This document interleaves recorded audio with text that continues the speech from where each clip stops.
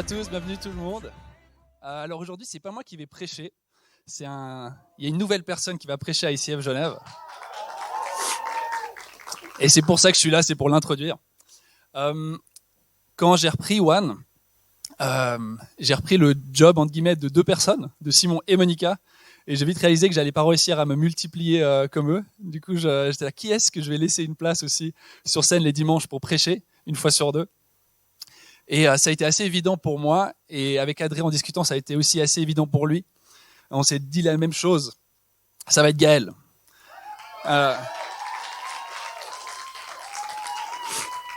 Alors Gaëlle, je pense que vous la connaissez tous, parce qu'elle vous accueille presque chaque dimanche là-haut avec un grand sourire, elle a toute une équipe avec elle est géniale. Et aujourd'hui, on lui laisse la place sur scène, parce que je pense vraiment que c'est la personne qu'on a besoin d'avoir sur scène en ce moment.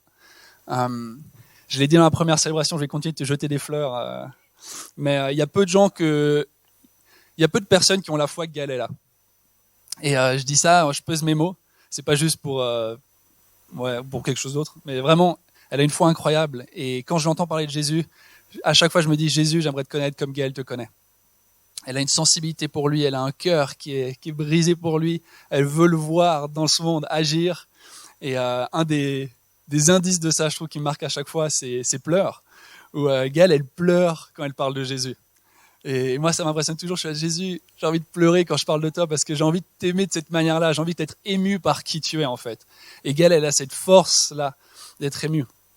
Et par-dessus tout ces dons, ce qui est beau, justement, c'est que c'est pas venu par elle-même. C'est venu parce qu'elle se met à genoux devant Jésus régulièrement. Elle vient et elle le cherche. Et elle sait que par elle-même, elle n'arrive à rien faire. Et du coup, elle vient demander à Dieu de l'aide.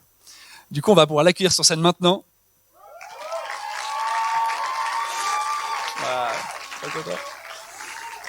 Et je vais prier pour elle, pour sa première fois sur scène, comme ça on va pouvoir la bénir. Si vous pouvez étendre vos mains aussi pour la bénir. Alors Seigneur Jésus, merci pour Gaëlle, merci pour cette femme de Dieu qui se lève pour toi. Et Jésus, par-dessus, au-delà de la bénir elle, Jésus, je prie que tu puisses nous bénir à travers elle aujourd'hui. Merci, c'est pas un hasard si elle est là sur scène aujourd'hui, c'est parce que tu as un message à nous transmettre à travers elle.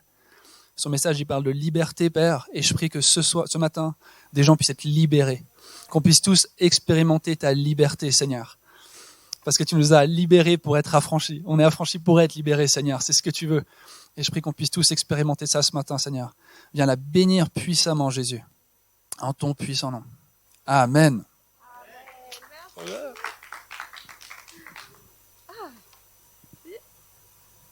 Merci. Ça me donne envie de déjà pleurer. J'ai tout prévu. Ceux qui me connaissent. Ok. C'est trop un plaisir pour moi d'être là et de pouvoir partager mon cœur avec vous ce matin. Je sais pas si vous avez vu, mais il neige. Wouh! Qui est pro-neige? Qui ne l'est pas? Désolé pour il y a de la neige. Petite histoire à part ça, qui me fait rire. Rien à voir avec mon message, mais je trouve ça drôle. Ma grand-maman, il y a pas longtemps, elle m'a raconté qu'une fois, elle passait, parce qu'elle habite dans le même village que moi, que nous, avec ma famille, bref. Yes. Et elle passait devant chez nous, et moi j'étais dehors, comme ça il neigeait, c'était un jour de neige, comme ça j'attendais, juste toute seule, et j'avais genre 5 ans, elle m'a dit, enfin j'étais toute petite vraiment. Et du coup elle s'est dit, mais qu'est-ce qu'elle fout dehors à rien faire en fait? Et elle allait demander à mes parents, et il paraît, je sais pas, parce que mes parents ils sont derrière. Ça se trouve, ils se rappellent pas, mais en tout cas, elle m'a dit, et qu'elle demandait pourquoi j'étais dehors, et c'est juste que je voulais vraiment aller dehors, et personne voulait aller avec moi, dehors, quand il y a de la neige. Alors, j'étais juste dehors, comme ça, juste parce que j'aimais la neige. Ok. J'aime toujours autant, voilà. Bref. Passons au message. Avant de commencer, j'aimerais bien prier. Encore, on fait que de prier, mais c'est la base, les gars. Ok. Saint-Esprit, je te remets ce matin, je te remets chaque personne dans cette salle, parce que tu les as attendus ce matin. Je te prie qu'aujourd'hui tu viennes toucher nos cœurs. Jésus, viens donner de la vie à mes paroles parce que sinon elles sont mortes, elles ne servent à rien. Je te remets cette matinée, Père. Viens faire ce que tu veux faire en nous. Viens nous libérer aujourd'hui, Jésus. Aide-moi, Amen. Ok, trop bien. Ok, du coup, on va commencer avec la série de l'Avent, comme l'a dit Adri. Je crois. Donc c'est la série qui va jusqu'à Noël, si jamais, pour ceux qui connaissent pas. Et pour aller droit au but, j'aime trop ce qu'un théologien / pasteur qui s'appelle Tim Keller il dit. Il a dit une fois en fait. Il a dit genre, on se satisfait de beaucoup trop peu par rapport à Noël. Parce que la signification de Noël, c'est une vérité qui est puissante, bouleversante et qui transforme une vie. C'est beaucoup plus stylé en anglais, mais vraiment, c'est vrai. C'est pas juste à propos des magasins qui ont plein de décorations, des lumières, à propos des petits calendriers avec des petites images. Mais bon, à part ça, par rapport à ça, je vais pas vous mentir, mais moi, j'avais des calendriers du masterclass. Parce que ma mère, qui est là-bas, elle nous faisait, à mon frère, ma sœur et moi, des calendriers. Vous savez, ceux qui sont en tissu avec plein de poches et que tu fais toi-même, en fait. Et elle mettait genre des chocolats, des bonbons, et elle mettait ces petits billets avec un verset, des petites questions sur le verset, et si je répondais juste, enfin si on répondait juste, on avait des petits cadeaux. Et les gars, pas n'importe quel petit cadeau. J'avais soit genre des gommes en forme de cacahuètes, de rouge à lèvres ou de dauphin, ou alors des boucles d'oreilles en forme de fermeture éclair, de sifflet, de cage à oiseaux. Génial. Donc tous les parents dans la salle, vous savez quoi faire pour vos enfants. Merci maman. Bref, Noël c'est pas qu'à propos de ça, c'est ça que je veux dire. Et aujourd'hui je vais parler de Jean chapitre 1 versets 9 à 14. Et je crois vraiment que la parole, elle a aujourd'hui la puissance et le pouvoir de nous libérer et vraiment de nous transformer. Et c'est pour ça qu'avant qu'on se lance, j'aimerais qu'on fasse un truc un peu américain, mais vraiment puissant. Vous verrez, ça a du sens. C'est de répéter après moi, ok? On va déclarer un petit truc. Ok, Saint-Esprit, je m'attends aujourd'hui à ce que tu viennes me parler et te montrer à moi. Je t'ouvre mon cœur, viens. Amen. Je dis ça parce que j'ai remarqué que Dieu, il me parle beaucoup plus quand je m'attends à ce qu'il le fasse, de manière intentionnelle en fait. Voilà. Ok, je vais pouvoir lire maintenant. Avant que je lise encore, vous savez pourquoi c'est si important que je me base sur la Bible?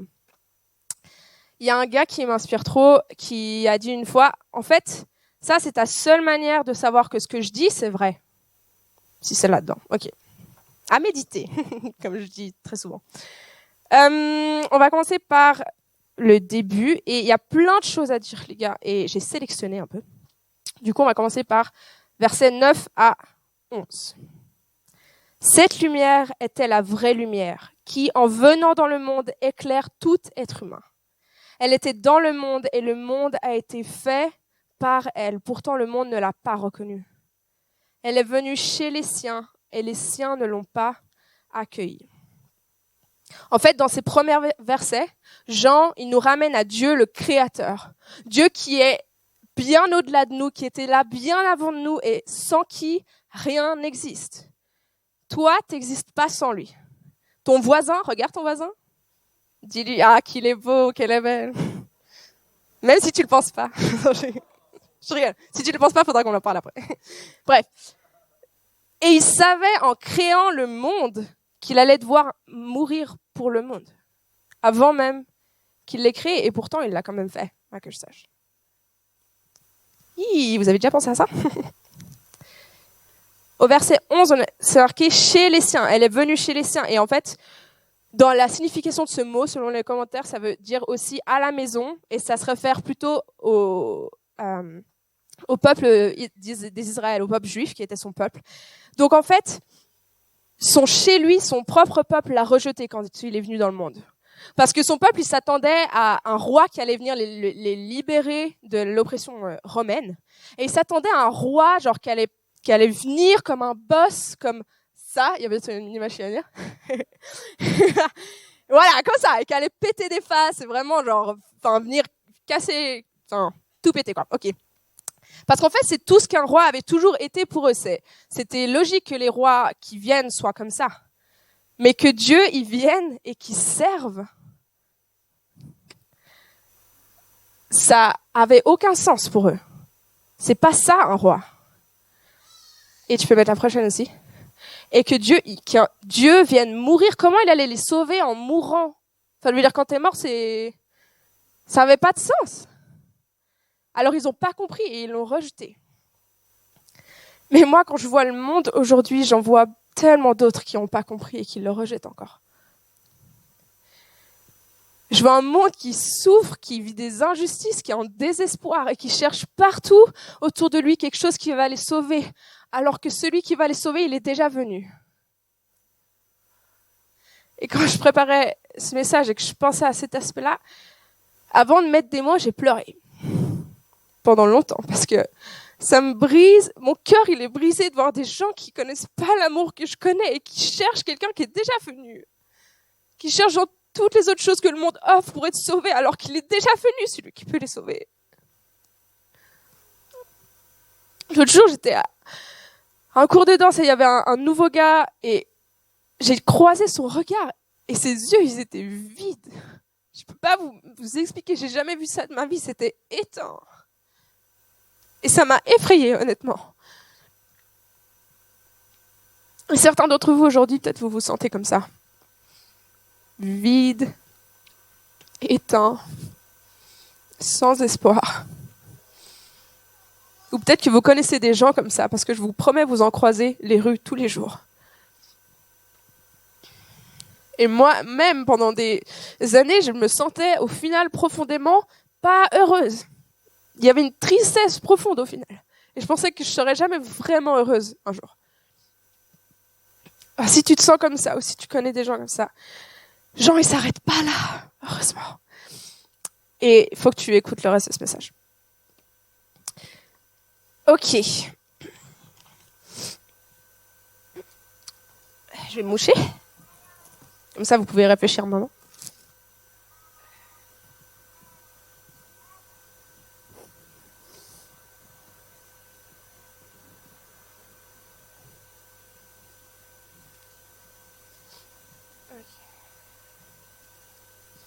Ok, passons au reste du passage de Jean. Versets 12 à 14. Là, on vient au vif du sujet, là. Mais à tous ceux qui l'ont accepté, à ceux qui croient en son nom, elle a donné le droit de devenir enfants de Dieu. Puisqu'ils sont nés non du fait de la nature, ni par une volonté humaine, ni par la volonté d'un mari, mais qui sont nés de Dieu. Et, c'est mon passage préféré, et la parole s'est faite homme, donc littéralement est devenue chair. Elle a habité parmi nous pleine de grâce et de vérité. Et nous avons contemplé sa gloire, une gloire comme celle du Fils unique venu du Père. Oh. Donc si on prend le verset 14, la parole est devenue chair. En fait, chair, c'est un mot assez cru et grossier que Jean il utilise pour se référer à la nature humaine.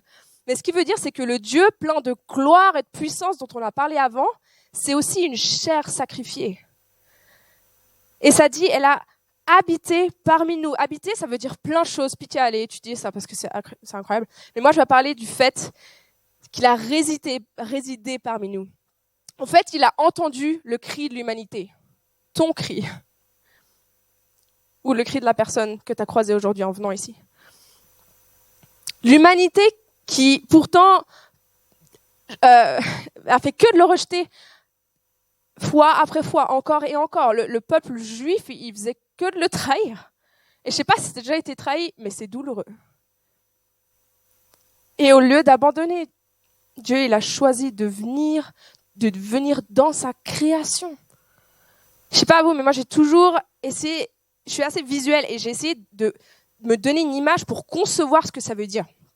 J'ai rien trouvé de très bon, mais en gros, j'essaie de me dire, c'est comme si j'ai une feuille et je dessine des personnages et ensuite je deviens un dessin et je meurs pour eux.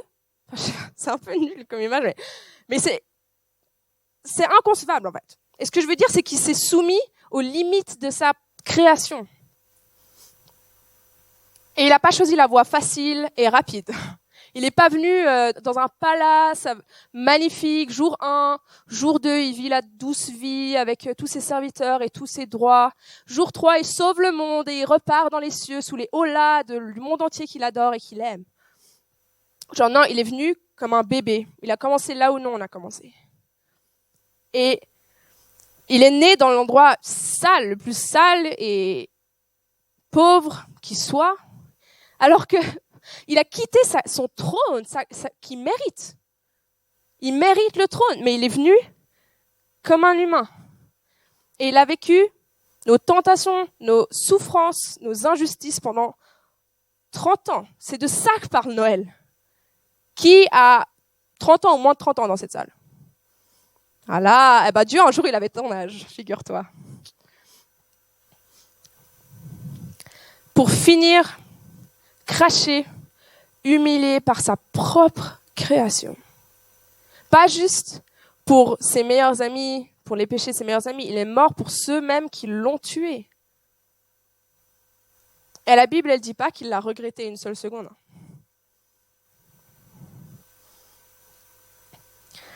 Philippiens 2, 5 à 8. J'aime beaucoup trop ce passage, j'en ai versé des larmes. C'est parti. 2, versets 5 à 8. Que votre attitude soit identique à celle de Jésus-Christ. Lui qui est de condition divine, il n'a pas regardé son égalité avec Dieu comme un butin à préserver. Il s'est pas dit, ah, c'est quand même confortable ici, tout le monde sait que je suis roi là, j'ai toute la gloire. C'est confortable. Mais il s'est dépouillé lui-même en prenant une condition de serviteur, en devenant semblable aux êtres humains. Reconnu comme un simple homme, il s'est humilié lui-même en faisant preuve d'obéissance jusqu'à la mort, même la mort sur la croix. Mais quel Dieu fait ça, en fait? T'en trouveras pas d'autre.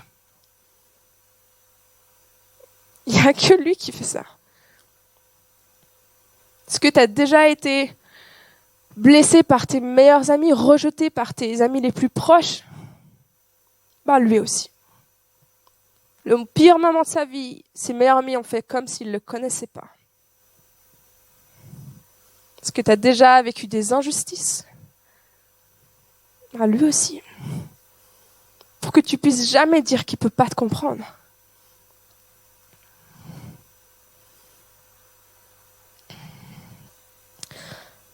Elle a habité parmi nous pleine de grâce et de vérité. Pleine, ça veut dire abondamment imprégnée de... je trouve ça tellement parlant. Pleine de grâce. Grâce, il y a la notion de faveur imméritée. Tu la mérites pas, en fait. Ce qu'il a fait là, tu le mérites pas, tu le mériteras jamais, et c'est même pas à propos de ça. Parce que ça dit pas tu dois la mériter, ça dit au verset 12, on a lu avant, tous ceux qui l'ont accepté, t'as juste à accepter. Et de vérité. La vérité, quand Jean, il utilise ce mot, il parle d'une vérité qui n'existe pas en dehors de Dieu. Et je sais pas si tu sais, mais dans Jean 8, verset 32, je crois, ou 31, ça dit, et vous connaîtrez la vérité, et la vérité vous rendra libre. Ah, c'est incroyable! Et ensuite, ça dit, et nous avons contemplé sa gloire. Contempler, c'est avec les yeux physiques, on a vu. Et sa gloire, c'est quoi la gloire? C'est qui? C'est la gloire comme celle du Fils unique venu du Père. Donc, ce que ça veut dire là, c'est quand tu contemples la croix, quand tu contemples Jésus à la croix, alors tu reçois une grâce que tu n'as pas méritée et tu deviens libre. C'est ça, Noël, les gars. Quand tu contemples la croix, tes yeux vides, ils deviennent remplis. Ton âme éteinte, elle prend vie. Tu as la vie éternelle, mais ta vie sur terre, elle est transformée. Tu peux pas regarder à quoi que ce soit dans ta vie et te dire ça peut pas changer. Parce que Noël, ça veut dire tout peut changer. Et à l'époque, pour qu'une religion soit vraiment une religion, il fallait un temple, un prêtre, des sacrifices. Et Jésus, il vient, il est là. Moi, je suis les trois, les gars. Pourquoi? Parce que c'est pas une religion, en fait. C'est une personne.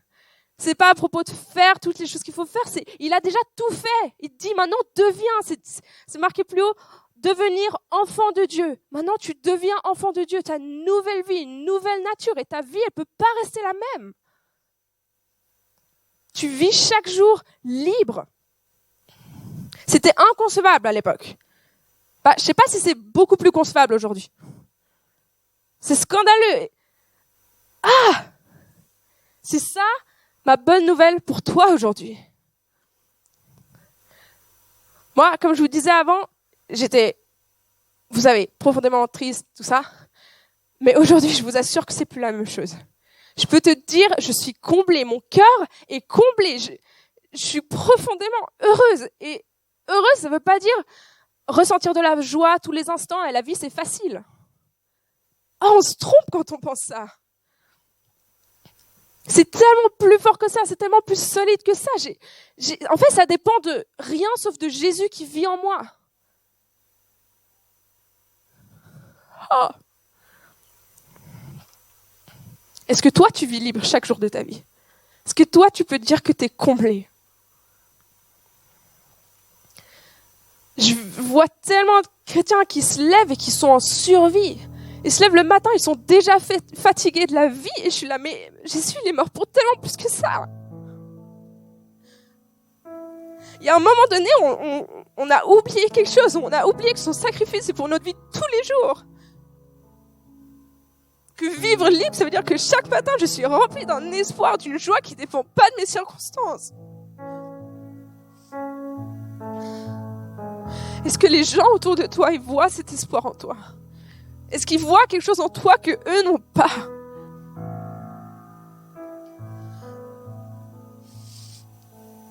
Parce que ça dit, tous ceux qui l'ont accepté, tous, ça peut être la personne que tu croises dans le bus, ça peut être ton collègue qui se plaint tout le temps, ça peut être tes potes en classe à côté desquels tu t'asseyes tout le temps. Est-ce qu'ils voient quelque chose en toi qui leur donne envie? Une liberté en toi qu'ils ne sont pas. Je te parlais au début de ce gars qui a les yeux vides et j'ai pas pu le revoir encore. J'espère le revoir un jour. Mais pour te donner un exemple, l'autre jour, j'étais dans le train et il y avait cette dame et tout le long j'étais là, oh, faut que j'aille prier pour elle. Là, et j'ai l'impression... Et je suis sortie du train et je suis allée parler avec elle et je lui ai partagé mon cœur. Honnêtement, je me rappelle pas de ce que j'ai dit, mais quelque chose qui a de l'espoir et l'amour de Dieu. Et elle m'a dit, oh, en fait, je vis des choses tellement difficiles en ce moment, ça me donne envie de pleurer. Et j'ai pu l'encourager encore, prier pour elle et elle est partie en me disant, j'avais vraiment besoin de ça aujourd'hui.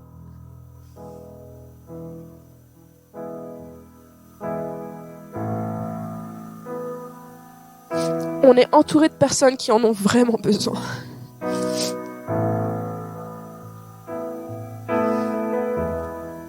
De personnes qui cherchent quelqu'un qui est déjà venu.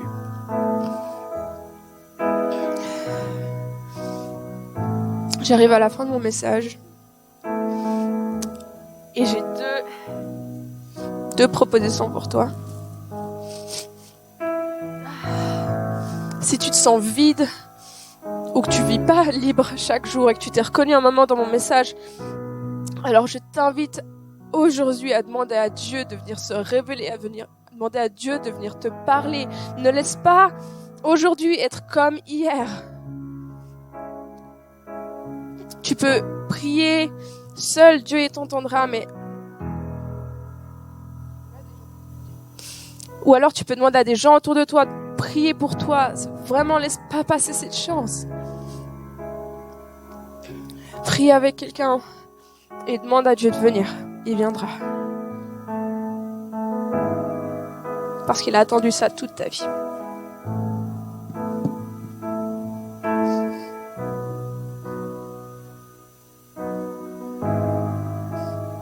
Ok.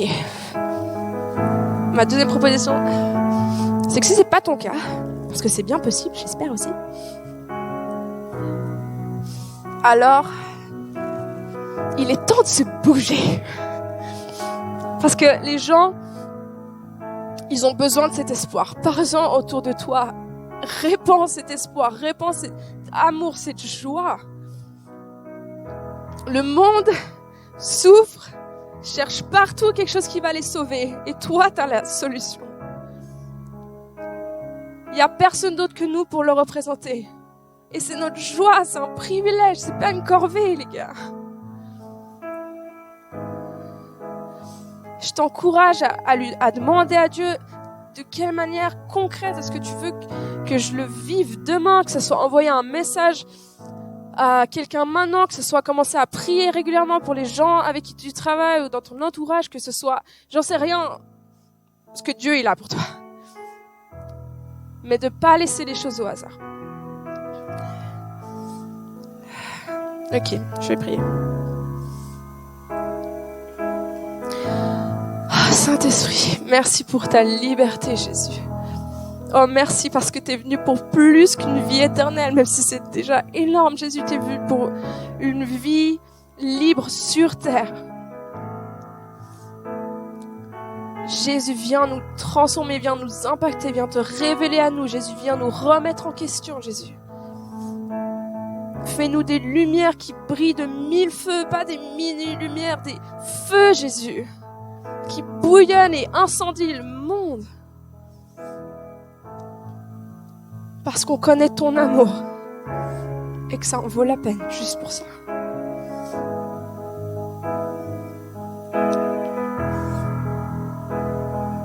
Merci, je t'aime, Jésus.